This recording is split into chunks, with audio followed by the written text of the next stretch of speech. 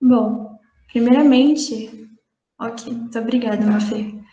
A gente vai introduzir a historiadora Joan Scott, falando sobre quem ela é, o que ela ensina, enfim. Ela é uma professora da Escola de Ciências Sociais no Instituto Altos Estudos de Princeton, Nova Jersey, e especialista na história do movimento operário do século XIX e do feminismo na França, sendo também, além disso, uma das mais importantes teóricas sobre o uso da categoria de gênero na história. E antes da gente começar a debater sobre o artigo dela em si, eu vou fazer uma contextualização sobre o meio em que ela estava inserida, né, quando ela escreveu, sobre como era a visão naquela época. E, enfim, durante a década de 80, existia uma dualidade muito grande entre o sexo e o gênero, sendo que o sexo era feito para a natureza, porque a pessoa já nasce com o sexo, e o gênero era uma coisa mais cultural. E a Joan Scott foi uma das feministas que mais abalou essa concepção a partir desse presente artigo que a gente vai estar debatendo hoje. E assim, ela inicia o debate sobre os usos descritivos de gênero, o qual ela vai criticar bastante, porque, segundo ela, esse uso descritivo se observa apenas questões que envolvem mulheres e homens, sem que se vá muito além, e buscando com isso desconstruir o pensamento ocidental de oposição entre homens e mulheres. Esse é o objetivo dela ao longo do texto, desconstruir essa visão de dualidade entre os dois gêneros. E por haver essa relação, ela vai falar sobre a relação sobre a relação de poder e gênero também. Que, segundo ela, tem uma relação inseparável entre o saber e o poder. E o gênero está sobreposto sobre as relações de poder, sendo, segundo ela, a primeira forma de dar sentido às relações de poder e de saber também, de conhecimento. Então, a gente passa pro artigo, finalmente, no qual ela vai começar com o debate sobre o gênero em sua categoria gramatical. E ela vai iniciar apontando as dificuldades para conceitualizar esse termo gênero, que, segundo ela, ao longo dos séculos, as pessoas utilizaram de diferentes formas figuradas e termos gramaticais para evocar os traços de caráter ou traços sexuais.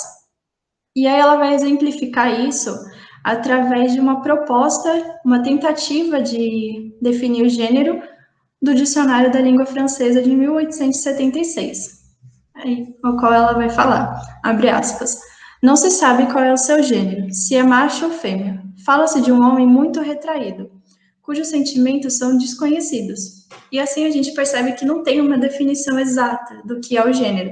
A gente só sabe uma hipótese que é baseada no comportamento do indivíduo, na maneira que ele age, a gente vai definir o que ele é, se ele é homem ou se ele é mulher. E então, ela vai continuar fazendo meio que um paralelo entre a maneira que eles definiam antigamente o gênero e agora. E ela fala que recentemente o gênero vai aparecer entre as feministas americanas que insistiam no caráter fundamentalmente social das distinções baseadas no sexo.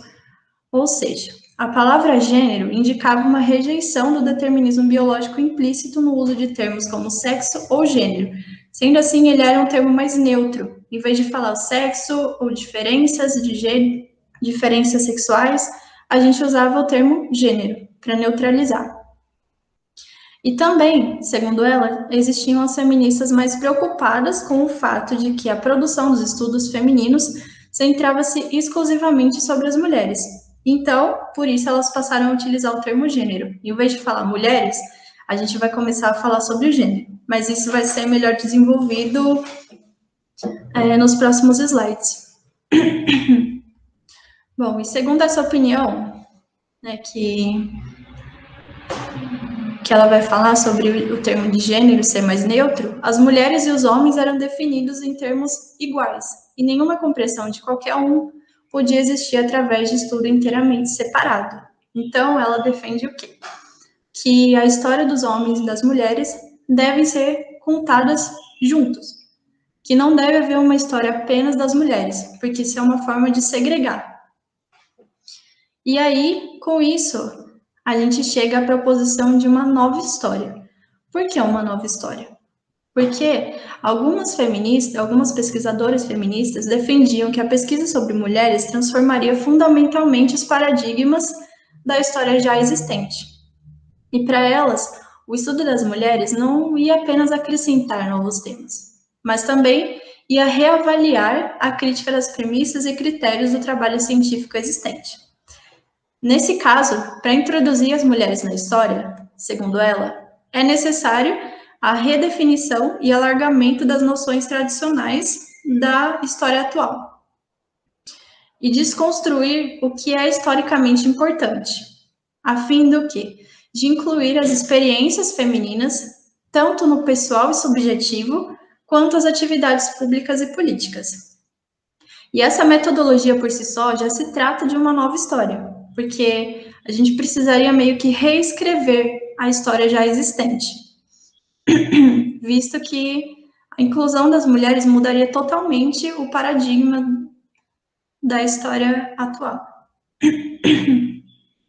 E com isso, a gente passa para raça, classe e gênero, que os pesquisadores, a fim de escrever essa nova história, recorriam frequentemente aos 3 eixos, que são a raça, classe e o gênero, com o fim de incluir as falas dos oprimidos, além de considerar que as desigualdades de poder estão sempre pautadas nesses 3 eixos.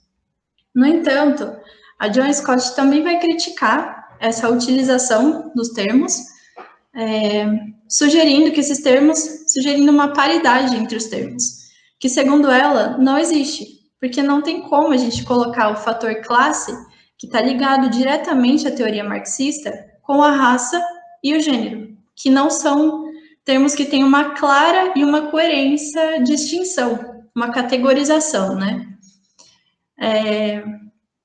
E, no entanto, os historiadores formularam para a composição de uma nova história uma acepção descritiva, novamente, que é uma coisa que a autora critica bastante ao longo do texto, que, segundo ela, não conseguiu sanar quase nada a respeito das questões de desigualdades persistentes, porque eles não questionam os conceitos dominantes, eles não têm como objetivo transformar, questionar o sistema e, consequentemente, propor uma mudança, porque a visão descritiva é muito superficial.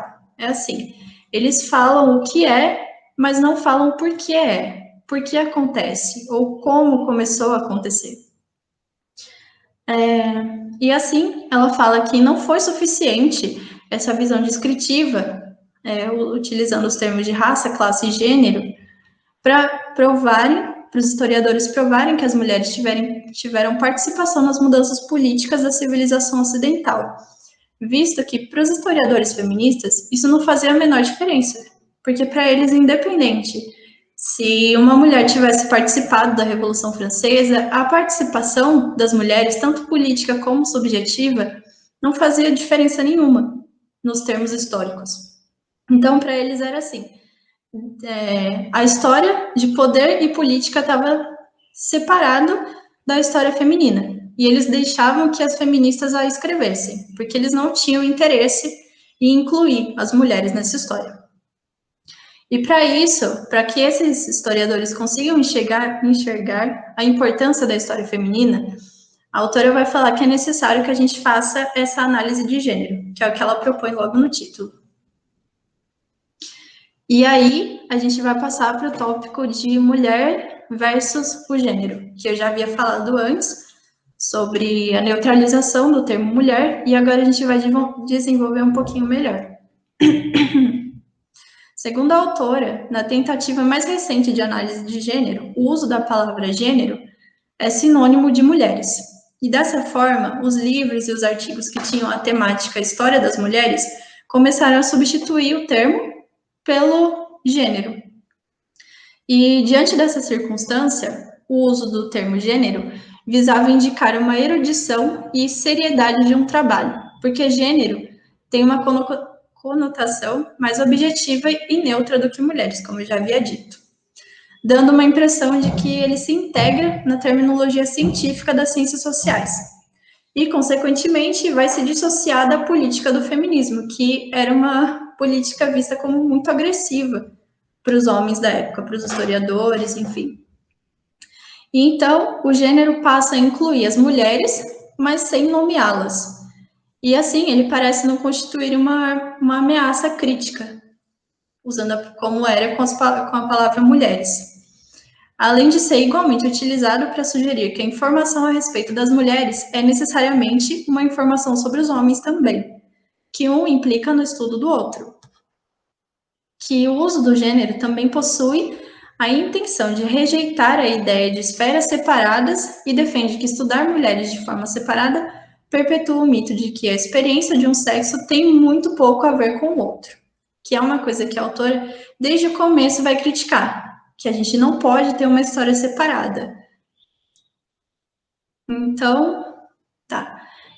Por fim, ela vai falar que essa utilização torna-se uma maneira de indicar as construções sociais, ou seja, a criação inteiramente social das ideias sobre os papéis próprios aos homens e às mulheres. No entanto, ela também vai criticar essa utilização, que para ela também é descritiva, porque o gênero passa a ter uma relação exclusivamente feminina, novamente.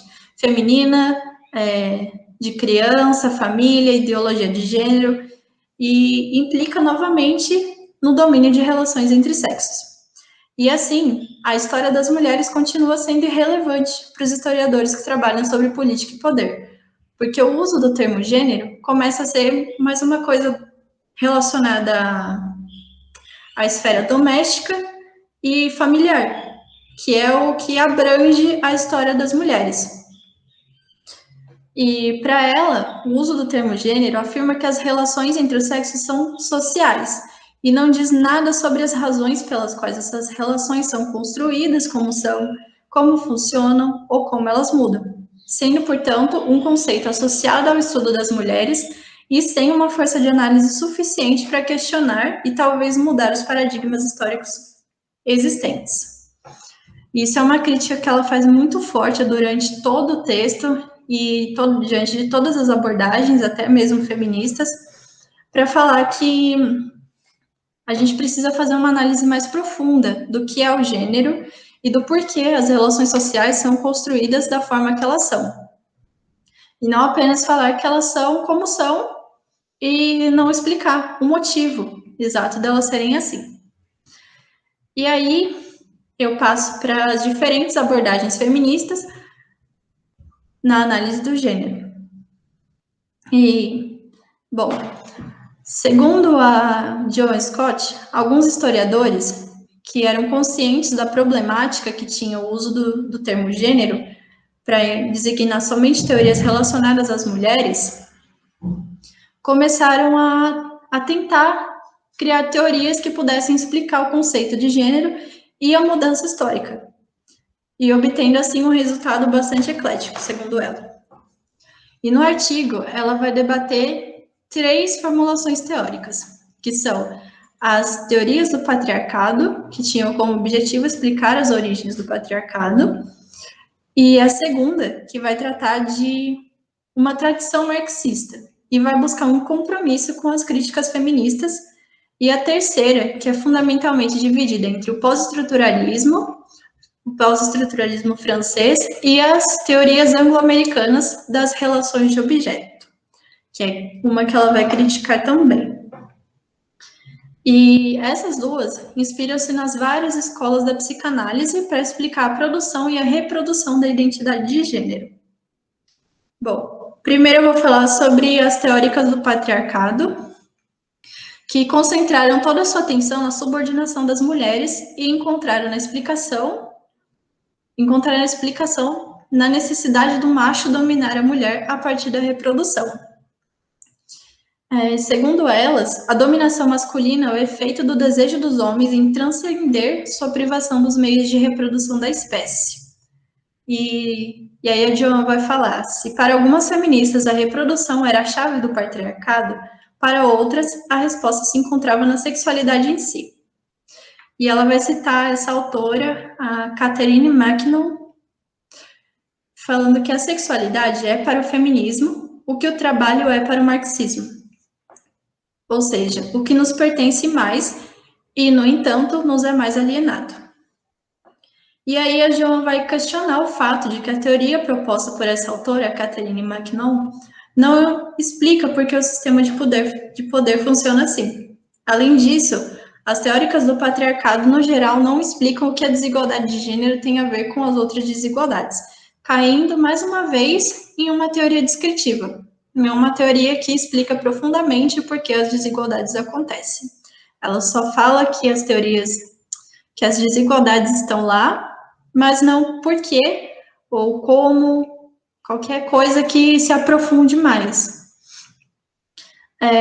E segundo ela, a análise das teóricas do patriarcado estão baseadas na análise de diferenças físicas e propõe, assim, um sentido inerente ao corpo humano, tirando de contexto a construção sociocultural e, portanto, ela fala que a não historicidade do gênero em si. Sendo assim, as teóricas do patriarcado, elas falam como se o homem fosse assim desde que ele nasceu, por conta das suas aptidões físicas, por conta das determinações biológicas, enfim, ele nasceu assim e não a questão sociocultural nada tem a ver com isso. É apenas a questão física mesmo. Ou seja, então não tem como mudar. Não tem como mudar, vai ser sempre assim, porque eles já nascem assim. Então não tem nenhuma perspectiva de solucionar o problema. Elas só colocam o problema e falam: é isso que acontece. Mas não dão solução, não dão explicações, enfim. Aí agora eu vou passar para as feministas marxistas, que, de acordo com a autora, elas possuem uma abordagem mais histórica, já que elas são guiadas por uma teoria de história. E os debates que são incitados por elas giram em torno de uma análise proposta por Heidi Hartman, outra autora citada pela Joan Scott, que insiste na necessidade de considerar o patriarcado e o capitalismo como dois sistemas separados, mas que estão sempre em interação. E dessa forma, as feministas marxistas rejeitavam o essencialismo daquelas que defendem que as exigências da reprodução biológica determinam a divisão sexual do trabalho pelo capitalismo. Além disso, elas também rejeitam o caráter fútil da integração dos modos de reprodução nos debates sobre modos de produção.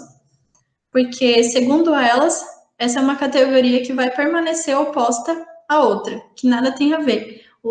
A reprodução das mulheres, como diziam as teóricas do patriarcado, com o modo de produção capitalista.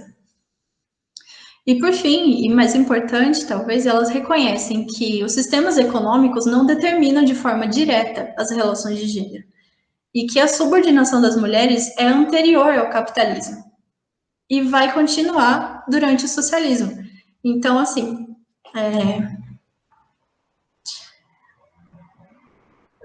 no entanto, aí ela vai citar outra autora, que é a Joan Kelly, que vai juntar essas duas visões das feministas marxistas, que ela vai defender que os sistemas econômicos e os sistemas de gênero agiam reciprocamente uns sobre os outros, para produzir experiências sociais e históricas, mas que nenhum dos sistemas era causal,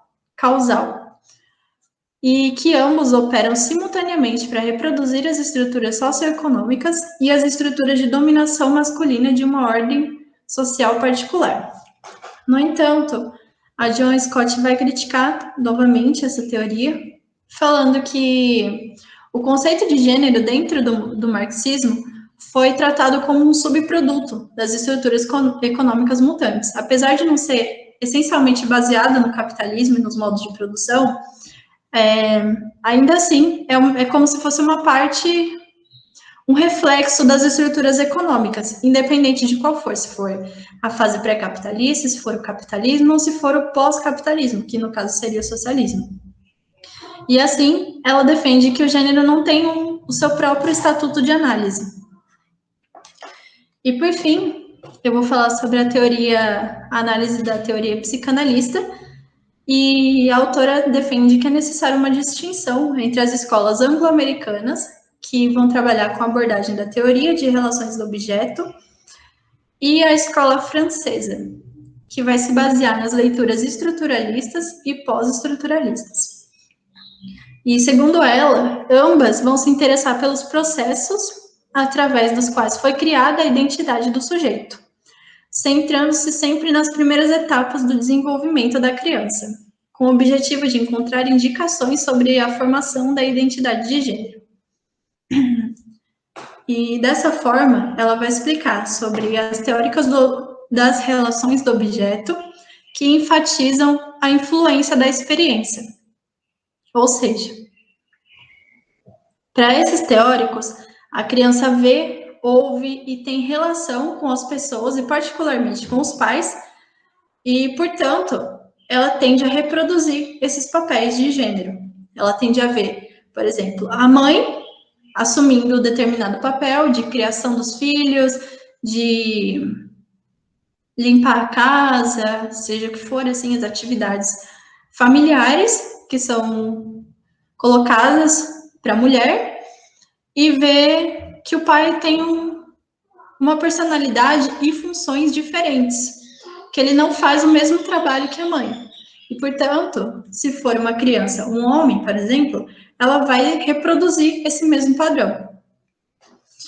E depois ela vai falar sobre os pós-estruturalistas, que enfatizam o papel central da linguagem na comunicação, interpretação e representação de gênero. E para os pós-estruturalistas, a linguagem não designa exatamente as palavras, mas sim os sistemas de significação, as ordens simbólicas que antecedem o domínio da palavra propriamente dita. Sendo assim, não necessariamente as palavras é o que vão influenciar, mas até o anterior, antes mesmo da criança poder falar, o inconsciente, nesse caso. E aí, a Joan vai voltar a crítica dela para a teoria das relações de objeto, devido ao seu literalismo, ao fato de que ela faz depender a produção da identidade de gênero e também a gênese da mudança das estruturas de inter-relação que são relativamente pequenas, ou seja, da família. E aí, tanto a divisão do trabalho na família quanto as tarefas atribuídas a cada um dos pais tem um papel crucial na teoria, sendo produto do sistema dominante ocidental uma divisão nítida entre masculino e feminino. E segundo os teóricos, se os pais fossem mais envolvidos, os pais no sentido homens mesmo, os pais, fossem mais envolvidos nos deveres parentais e mais presentes nas situações domésticas, os resultados seriam com certeza muito diferentes nos indivíduos. E para John Scott, essa interpretação limita o conceito de gênero novamente à esfera da família e à experiência doméstica, não deixando meios de ligar esse conceito com outros sistemas sociais, econômicos, políticos ou de poder. E para ela, as disposições sociais estão obviamente implícitas, mas a origem dessas disposições não está clara. E, bom, enfim. Por último, essa crítica dela parece que todas as críticas que ela faz são a mesma coisa, de criticar a descrição na análise de gênero, que é analisar apenas a superfície sem explicar as motivações pelas quais as relações sociais acontecem daquela forma.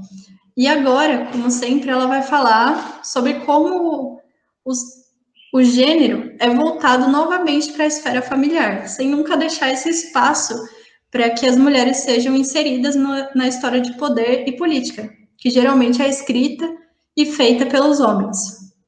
E com isso, a gente pode dar início à segunda parte da apresentação. Muito obrigada.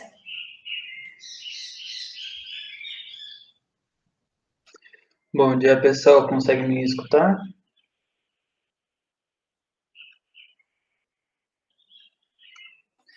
Beleza, pessoal. Então, eu vou começar a falar sobre a segunda parte do texto.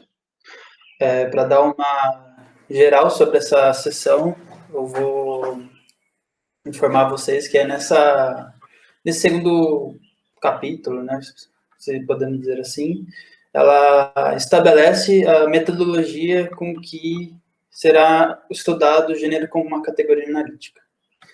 Então, dando continuidade com a apresentação,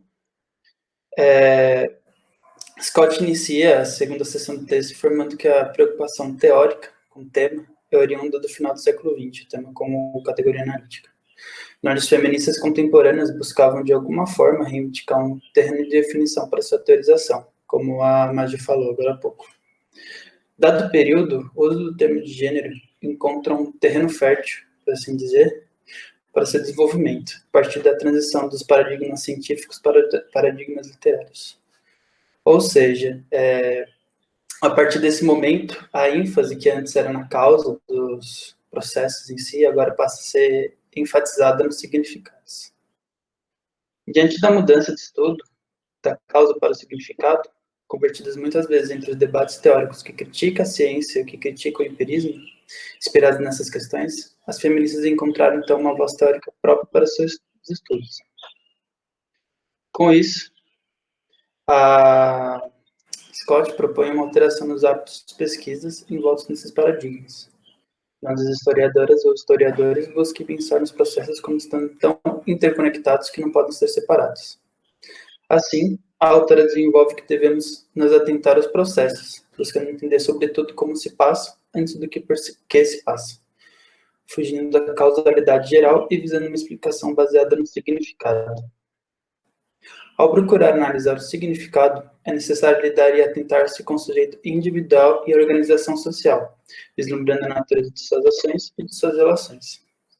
Além disso, a autora também faz usufruto do conceito de poder, do Foucault, enviesado na ideia de que o poder unificado e centralizado é errôneo, lidando como constelações dispersas das relações desiguais, constituindo campos de força. Tratar dessas questões, a autora visa introduzir como ela construiu as suas definições de gênero, adotando desses paradigmas assim para construir essa sua definição. A definição de gênero dela configura-se em duas partes que apresentam diversos subconjuntos e elas são bem definidas por meio dessas proposições que eu vou passar para vocês. A primeira proposição é que o gênero é um elemento constitutivo de relações sociais baseadas nas diferenças percebidas entre os sexos. Tal afirmativa implica em 4 outros elementos interrelacionados, ou aspectos, que são, primeiro, os símbolos culturalmente disponíveis que evocam representações simbólicas, sendo necessário analisar que símbolos são, além de como e em quais contextos estão presentes esses símbolos. Tais símbolos são frequentemente apresentados como contraditórios, e um exemplo disso é o que a autora expressa dentro do contexto cristão entre a Eva e a Maria, que na minha interpretação seria esse antagonismo entre o pecado e a Santíssima, essa entidade principal, que seria a Maria. O segundo conceito, segundo aspecto, ele passa pelos conceitos normativos que expressam a interpretação do significado dos símbolos, fazendo com isso delimitar as possibilidades de metáforas, ou seja, não fugir tanto daquilo que os símbolos apresentam, né? Não atentando-se para as normas que afirmam de maneira categórica o significado dos gêneros. O terceiro elemento são as noções de fixadez e a natureza do debate ou da repressão que leva à aparência de uma permanência intemporal nas representações binárias de sexos. Ou seja, aquilo que constitui, propaga e mantém as determinações do sexo, visando incluir as concepções políticas e instituições dentro da análise, de forma a expor que essas posições normativas de dominação são frutos de conflitos e não de consenso social, levando a ideia de que o gênero é construído muito além do parentesco, envolto em outras malhas sociais e econômicas, como mercado de trabalho, classes sociais, dentre outros. O quarto e último elemento são o aspecto da identidade subjetiva. A gente busca busca-se analisar de forma que as identidades generificadas, substantivamente construídas, além de relacionar seus relatos com uma série de atividades, organizações e representações sociais históricas específicas. Esses relatos subjetivos em si, eles bebem muito das fontes bibliográficas, em que as autoras feministas acabam por analisar o comportamento dessas mulheres empregadas nos seus contextos, né? Como, por exemplo, a escritura de diários ou a análise de personagens. Assim, a autora busca, por meio desses aspectos, construir uma relação entre esses elementos, que, apesar de operar em conjunto, um com o outro, não são operantes simultâneos. Ou seja, os 4 elementos, eles acabam por se completarem e, necessariamente, para a sua análise, devem ser utilizados os 4. Porém, eles não necessariamente são da mesma época ou constituem uma simultaneidade na sua análise. Por meio deles, Scott clarifica e especifica como se deve pensar o efeito do gênero nas relações sociais e institucionais, sendo um primórdio de exercício metodológico para o campo analítico do gênero, podendo também ser usado em outros processos sociais, como de raça e de classe. Continuando, Scott trata a segunda proposição como aquela que dá a autorização do gênero, dizendo que o gênero é o campo primário no interior do qual, ou por meio do qual, o poder é articulado.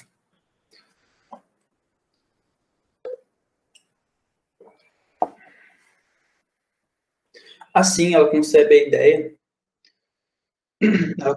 de que, como os conceitos de gênero, estrutura, percepção e organização concreta e simbólica de toda a vida social por ser um conjunto estabelecido de diferenciações biológicas ou referências nas palavras do autor, acabam por estabelecer distribuições de poder, de maneira que o gênero se implica na concepção e na construção do próprio poder.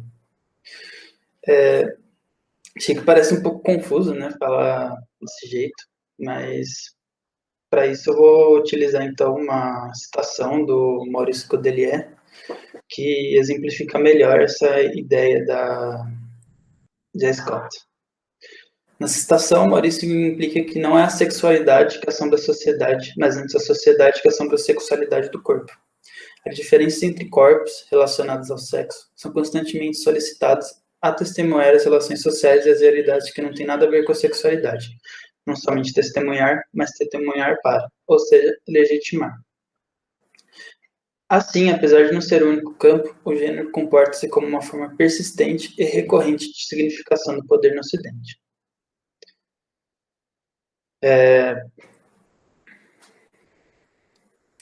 No Ocidente, utilizando para criar e legitimar o poder. Desta forma, a autora faz usufruto de vários autores para criar e exemplificar essa ideia.